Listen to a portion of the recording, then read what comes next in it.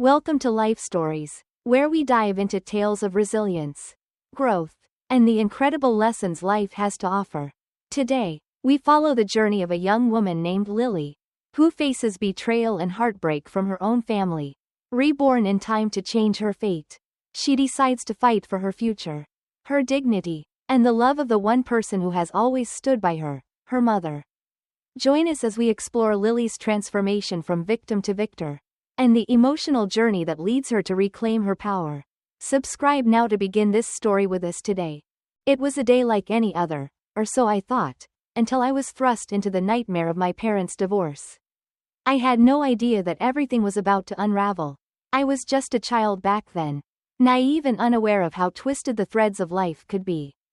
But it wasn't just the divorce that shattered my world, it was the moment I realized my father no longer wanted me in his life. It was the moment that everything began to change. I still remember it as if it happened yesterday. The day when my father, in an unforgiving voice, told my mother and me that we were no longer welcome in his life. "I have no money for you," he declared coldly, his words cutting through the silence of the room. He didn't care to meet my gaze, and I could feel the icy distance between us. "Just pretend you don't have a father like me." My mother, standing beside me, was stunned into silence. I could see her heart breaking. But she didn't show it. Instead, she just stood there, accepting the bitter truth with a grace that I would come to admire for the rest of my life. But I, on the other hand, couldn't stay quiet. I had lived in this house, loved this man, and now he was throwing us away as though we never mattered. I wasn't going to let him treat us this way. With all the strength I had, I pulled out an old agreement, one I had prepared in my past life. A severance of the father-daughter relationship. I had always known this day might come, even if I couldn't have predicted the exact moment. I thrust the paper into my father's hands, watching as he took it, a slight frown on his face. "You're going to make it official then?" I sneered, the bitterness in my words heavy. I was so angry, so hurt, but this was the only way I knew how to protect myself. In my previous life, when this same moment occurred, I had been the perfect obedient daughter. I had let it slide, accepting my father's rejection without a fight. But not this time. This time, I was going to stand up for myself, for my mother, and for everything we had endured. I could feel the weight of that promise in my chest. This time, things were going to be different. My father's response was predictable. He barely glanced at the paper and then dismissed it with a wave of his hand. "Fine, whatever," he said, before turning back to his wife-to-be, the woman who had always been the cause of so many of my tears. Her smug smile was enough to set my blood boiling. She had always wanted to tear us apart. And now, she was succeeding. "Things used by others are so dirty," she said with a twisted sense of superiority. "I'll change the locks later." Her words felt like a slap in the face. And I felt a surge of anger unlike anything I'd ever felt before. How could they be so heartless? How could my father have fallen so far? He was so willing to sacrifice everything that once mattered to him. All for the sake of someone who didn't care about him in the way I did. But I couldn't let this moment pass. I wouldn't be like the version of myself in my past life, meek and passive, resigned to fate. No, I had learned something from my previous life. I had learned how to protect myself. How to fight back when everything seemed stacked against you. I turned to face my father. My mother's silent distress behind me. "Are you using someone else's husband?" I challenged, my voice dripping with contempt. "Living in a house someone else has lived in. What isn't secondhand for you? And you're still talking about what's dirty. Aren't you disgusting?" The expression on my stepmother's face was one of sheer disbelief. Her eyes widened as she stood frozen, unable to comprehend how a daughter, her stepdaughter, could speak to her so boldly. My father, on the other hand, seemed ready to raise his hand to strike me. But before he could, I delivered a swift roundhouse kick, knocking him to the ground with ease. I had trained hard in Taekwondo after my last life's incident. And now, I was finally putting it to good use. I felt no guilt. There was no remorse. If anything, I felt empowered. "Oops. Sorry," I teased with a smile, feigning concern. "Was that too much? Your chin swollen yet?" For a moment, I almost felt sorry for him. Almost. He stumbled to his feet, his hand clutching his bruised chin, while my stepmother hid behind him, trying to maintain some semblance of composure. "How dare you?" my father yelled, his voice trembling with fury. But there was a hesitation in his eyes. His anger was clearly more about the humiliation than the pain. I didn't flinch. I stood there, calm and collected, giving him a sharp look. "You'd better think twice before you lay a hand on me again. Trust me, it won't end well for you." The room was thick with tension. My father hesitated, then looked at me, his eyes narrowing. "This is outrageous," he muttered. "How could I have a daughter like you?" "Bad luck, I guess," I answered sweetly, enjoying the discomfort I was causing him. But it wasn't just about the satisfaction of making him squirm. It was about reclaiming my dignity. The silence that followed my words was suffocating. I stood there, heart pounding, not just from the confrontation but from the overwhelming sense of power that came with taking control of my own fate. My father, who once seemed untouchable to me, was now nothing more than a shadow of the man he used to be. I could see the regret in his eyes. But it was too late. "You think this is funny?" he sneered, his voice trembling. "You're nothing but a spoiled, ungrateful brat." His words cut through me. But they didn't reach me in the way they used to. In my past life, I had let his insults seep into my soul, believing them. But not this time. This time, I was different. I had lived through this pain before. And I wasn't going to allow myself to be broken again. I had learned the hard way that nothing in life comes easily. Especially respect and dignity. They were things you had to take, not beg for. I glanced at my mother, who was still standing behind me. She had been silent throughout the entire scene. But I could see the strain in her face. She wasn't crying, not yet. Anyway, but I knew she was hurting. As she always did when my father acted like this. I didn't want her to feel the weight of his words.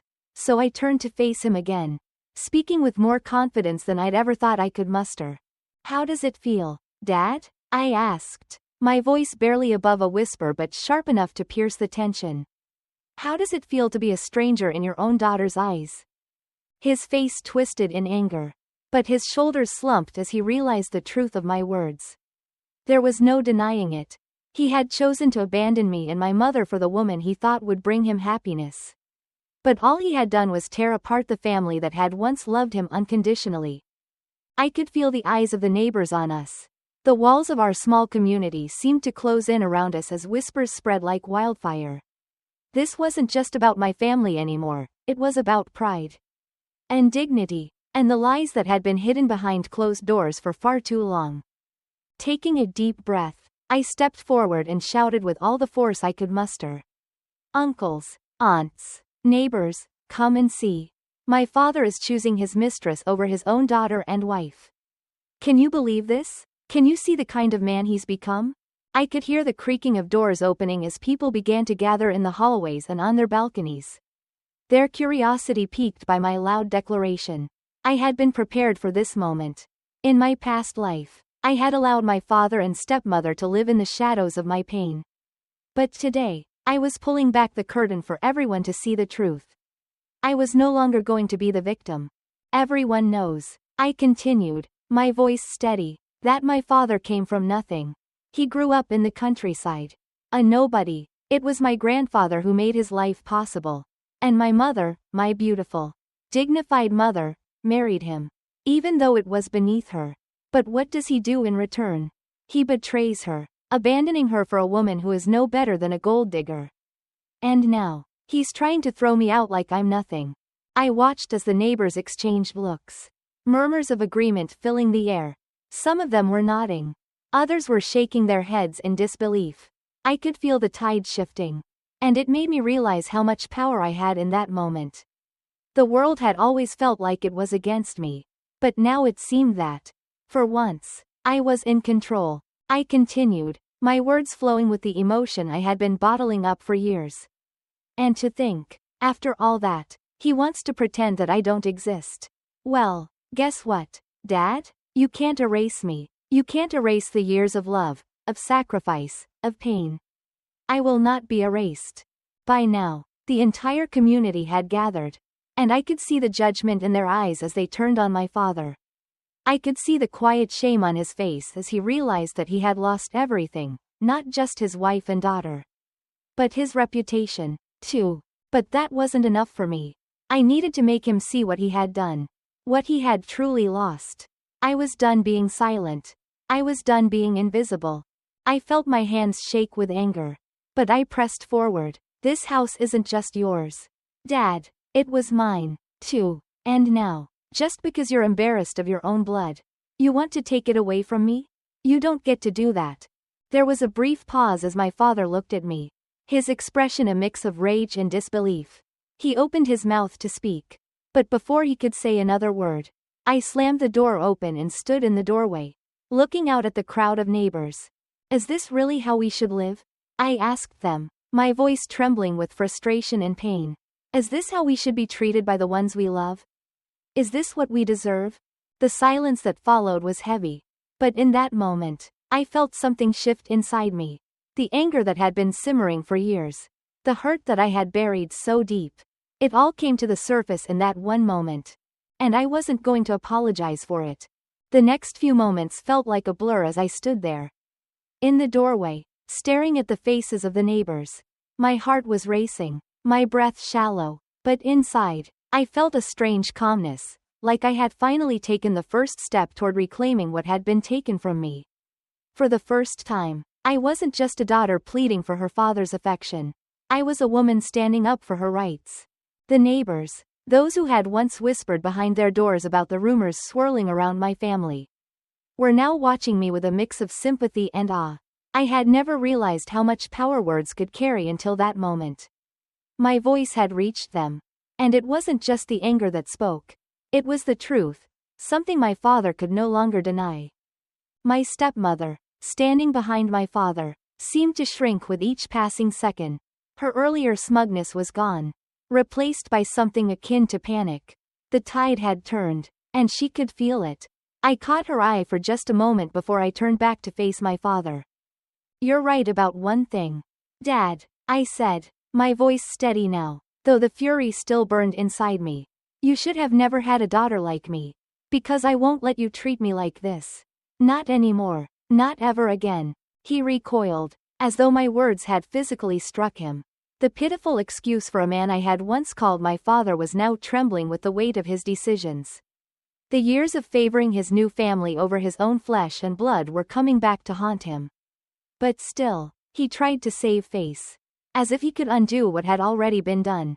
Stop acting like you're some kind of victim, Leland, he snapped, his voice shaking but his tone still laced with defensiveness. You're not the one who has to deal with the consequences of this.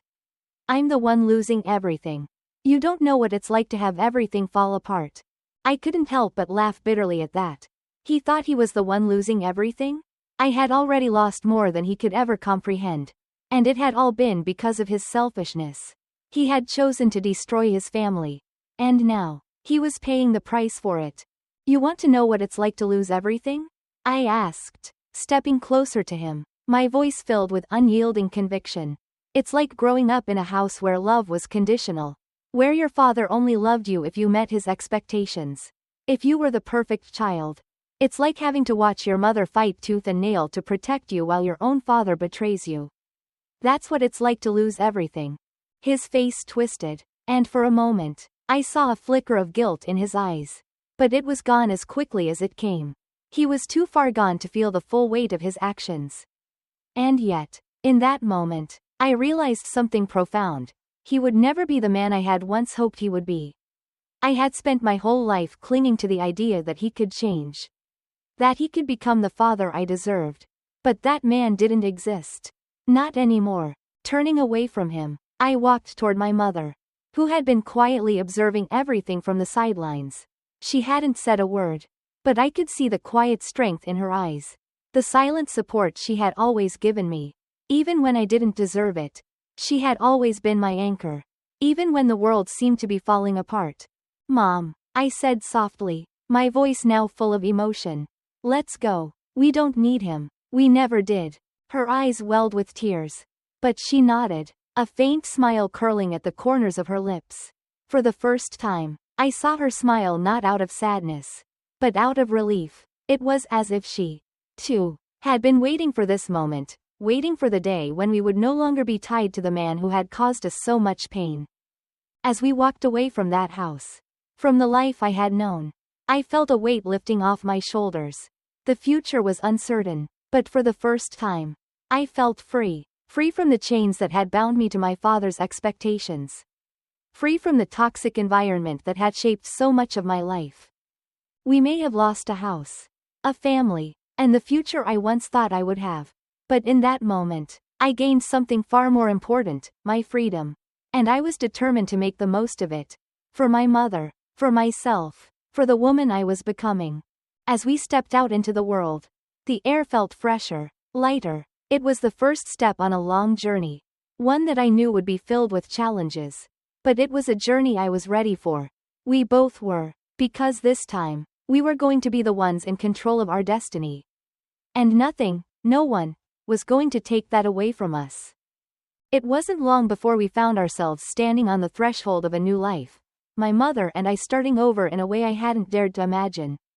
The old house, the one that had once been the backdrop of so many of my childhood memories, was behind us now. The walls that had once echoed with the hollow promises of a father who would never truly be there for me were no longer our prison. We had escaped, but there was still so much to be done.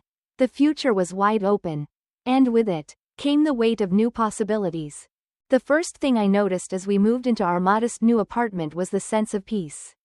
The noise and chaos of my previous life, the arguments, the empty promises, were gone.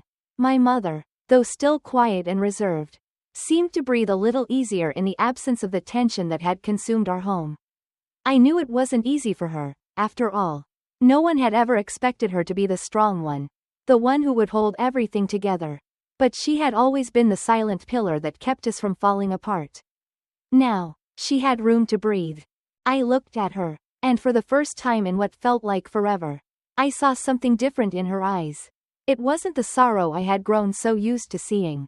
Instead, there was a spark, an ember of hope that had been smoldering for so long, waiting to be kindled. I couldn't explain it, but something about being free from the weight of my father's indifference had changed both of us. I couldn't help but feel proud of how far we had come. Even in the few days since we left, the road ahead was still uncertain, but it was ours to navigate, and I wasn't going to let anyone, or anything, hold us back. One evening, after settling into our new place, I sat down with my mother to talk. We had been so busy with the move and the shock of everything that had happened. But I could sense that she needed to hear the words I had been holding back for so long. "Mom," I began softly, my voice steady but filled with emotion. "I know you've been through so much. I know this is hard for you. But I want you to know that we're going to be okay. I'm going to make sure of it." Her eyes softened, and she smiled at me, a real smile this time. Not the forced one she used when trying to hide her pain. "I've always known you were strong, Lily," she said, her voice filled with a quiet tenderness that made my heart swell. "But I think this time, we're going to make it. Together." Together. Those words meant everything. It had always been just the two of us, struggling in silence, trying to make do with what we had. But now, it felt like we had the world in front of us. We didn't have the wealth or the power that my father and stepmother had. But we had something far more valuable, each other. And that was enough. Over the following weeks, we found our rhythm. I threw myself into my studies, determined to prove to myself that I was more than just the daughter of a failed marriage. I wanted to be someone my mother could be proud of. Someone who could turn our circumstances around and create a future that was nothing like the past. It wasn't easy. The pressure to succeed weighed heavily on my shoulders, especially with the looming college entrance exams. I knew that this was my one shot to prove that I was capable of more than what my father had ever believed. But I also knew that if I was going to do it, I couldn't do it alone. I reached out to Henry, the quiet, brilliant classmate who had always been there for me in the background. In my previous life, I had dismissed him, too caught up in my own misery to notice the potential of the people around me. But this time, I saw him for what he was, a friend. A true friend. "Henry," I said one afternoon, as we sat in the quiet corner of the library, poring over our textbooks, I need your help. I've fallen behind in a lot of subjects. But I'm not going to let that hold me back. Can you help me catch up? I need to get into a good school. My future depends on it. Henry didn't hesitate. He simply smiled. That same gentle, reassuring smile that had always made me feel safe. Of course, Lily, he said. I'll help you. You're not alone in this. For the first time in my life, I felt like I wasn't fighting the world alone. There were people who cared about me. People who saw me for who I truly was. Not just as a child of a broken home. And that made all the difference. But as I worked hard to carve out a future for myself, I couldn't help but think of my father. What was he doing now? How had he felt when he realized he had lost everything? His wife, his daughter, his family? In my past life, I would have felt sympathy for him. But not anymore. He had made his choices. And I had made mine. This time, I was determined not to let his mistakes define me. Days turned into weeks. And as I continued my studies, a strange sense of focus began to take root in me. My goals were clear, and I knew I had to give everything I had to my future. I was determined to outshine the mistakes of my past life. But there was one thing I couldn't let go of, the need to get justice. To ensure that my father and stepmother understood the consequences of their actions. It wasn't just about the anger I felt anymore. It wasn't about revenge for the years of neglect, the lies, or the betrayal. It was about something deeper, the principle of it. I had spent too long allowing my father's indifference to shape me. But now, I had control, I had power, and I wasn't going to let it go to waste. But I couldn't rush it. I knew that, in my previous life, I had allowed my emotions to rule me. I had acted impulsively, driven by the burning desire to make them pay. But this time, I was playing a longer game. It was strange how calm I felt. Despite everything that had happened, it was like I could see the pieces falling into place. One by one, the house my father had once been so proud of, the life he had built with my stepmother, were now nothing but fragile illusions. I knew they wouldn't last. And I was right. It didn't take long before I heard rumors about my father's financial troubles. He had always been the type to flaunt his success, to parade around as if he were untouchable. But behind the scenes, it seemed that the life he had built on lies was slowly unraveling. His business ventures had failed. The investments he had made with my mother's money, the money he had once squandered, were crumbling beneath him. And the worst part was, he was in denial. He couldn't bring himself to admit that he had made a grave mistake. I watched all of this unfold from a distance. From the safety of my new life. I had no sympathy for him. None at all. It was ironic. Really. The man who had abandoned me, who had turned his back on everything that once mattered to him, was now paying the price for his greed and self-centeredness. I didn't want to feel anything for him. But deep down, I couldn't help but wonder how much of his downfall was his own fault. And how much of it was the result of the decisions he had made years ago. Had he really believed that abandoning me and my mother would lead him to happiness? Had he truly thought that building a life with a woman like my stepmother would bring him peace? The more I thought about it, the more I realized that my father's misery was just as much of a consequence of his choices as my own pain. And yet, I still couldn't find it in myself to forgive him. It wasn't long before the phone calls started coming. My father, my stepmother, they were both calling, trying to get in touch with me. They had heard about my mother's success in the stock market. And suddenly, they were desperate. They needed money. They needed me to help them out of the mess they had created. The audacity, I could hardly believe it. At first, I didn't pick up the phone. I let the calls go to voicemail, letting them stew in their regret. But one day, my stepmother's voice broke through the silence. It was desperate, pleading. "Lily," she said, her voice shaky, "we're in trouble. We need your help. Please. We can't do this without you." I didn't answer. I couldn't. There was no sympathy left in me. No compassion for the people who had stolen so much from me. They had taken everything from us. And now they were asking for my help? I let the silence stretch on. And it felt good. The power was in my hands now. This time, it wasn't about the anger or the desire for revenge. It was about something more important. It was about dignity. About showing them that I had moved on. That I no longer needed to seek approval from the people who had torn me down. I didn't owe them anything. And I wouldn't give them anything. But even as I felt the thrill of this victory, I knew it wasn't enough. There was still one thing I had to do. One final blow to land. To ensure they understood the consequences of their actions. I didn't need to do it right away. But I knew the time would come. And when it did, I would make sure that they knew exactly who had taken everything from them. And who was truly in control of their fate. It wasn't about the money or the power. It was about showing them that I had risen above the pain they had caused me. And that they would never have the chance to hurt me again. As the days wore on, the pressure of keeping my focus on both my studies and the unraveling drama of my past became increasingly difficult to manage. On one hand, I had to ensure I was prepared for the upcoming college entrance exams. On the other, the phone calls and desperate pleas from my father and stepmother continued. Each one trying to manipulate me into helping them. I knew I had to be strong. I couldn't let their toxic influence return to my life. But, strangely, the pressure began to build in a way I hadn't expected. Every time my phone rang with their number flashing on the screen, I felt a flicker of anger. They were so shameless, asking for help as though nothing had ever happened. My father, the man who had walked out on me without a second thought, was now asking me to clean up his mess. And my stepmother, who had never once shown an ounce of kindness, was now begging me to save them. I was torn, not because I wanted to help them, but because I was forced to confront the part of me that still cared. It was an uncomfortable realization. In the deepest corners of my heart, there was a part of me that longed for reconciliation. There was a part of me that wanted my father to come to me, apologize for the pain he caused, and admit that he had made a mistake. But that was just a fantasy. The reality was that he would never admit to his faults, never recognize the harm he had done. I couldn't let myself fall into that trap again. I had already spent too many years wishing for something that would never come. I had already been disappointed.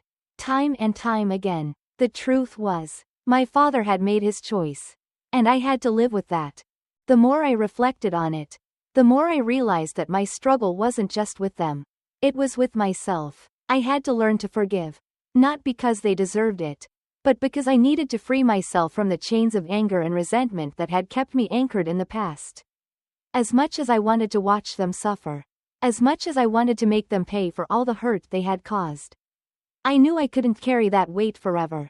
It was then that I understood something profound about myself. Revenge, while satisfying in the moment, could only consume me. It would never bring me peace. The path to healing didn't lie in making them suffer. It lay in releasing the anger I had been holding onto, in freeing myself from the bitterness that had stained so much of my life. I had learned to control my emotions in ways I never had before. But there were still moments when they threatened to overwhelm me. It was a constant battle to keep my focus. Every time I thought about the things my father had said to me, the things my stepmother had done to tear us apart, I wanted to lash out. But now, I knew that the true strength wasn't in vengeance. The true strength was in letting go. I began to channel that energy into something constructive. I focused on my studies, throwing myself into my work with the kind of dedication I hadn't had before. My grades were improving, and I could feel the confidence building inside me. I wasn't doing this for anyone else. I was doing it for myself. To prove to myself that I was capable of more than what they had ever believed. Still, the thoughts of my family and what they were going through lingered in my mind. I couldn't help but feel a deep sense of sorrow for them. In the end, they were just as lost as I had been. My father, a man consumed by his pride, would never know the true meaning of family, and my stepmother, who had clawed her way into his life, would never understand the cost of her actions. But that was their burden to bear, not mine, and so, I let them go. As the months passed, I continued to build a life for myself and my mother. We learned to embrace our new reality, one where we were free from the chaos my father had brought into our lives. My mother's health improved as she immersed herself in the world of stocks. Guided by my advice, together, we found a sense of peace we had never known before. I had completed my college entrance exams with confidence, and the acceptance letter from Harvard felt like a dream come true. But more importantly, I had learned that the true path to happiness lay not in revenge, nor in the validation from people who had never truly cared. It was about finding strength in myself, in the love and trust I had with my mother, and in the quiet moments. When everything was still, I knew I had made the right choice. My father's life, meanwhile, continued to crumble. His business faltered, and rumors of his downfall spread. But I no longer felt the need to revel in his misery. He had made his bed, and now, he would lie in it. I had already moved on, finding my own path forward. It was a life that belonged to me and no one else. Looking ahead, I realized that I was no longer the girl trapped in her father's shadow. I was the woman who had learned from the pain and used it to fuel her success. I had everything I needed to build a future of my own making. Thank you for following my journey. If you want to hear more life stories, don't forget to subscribe to the channel for new videos.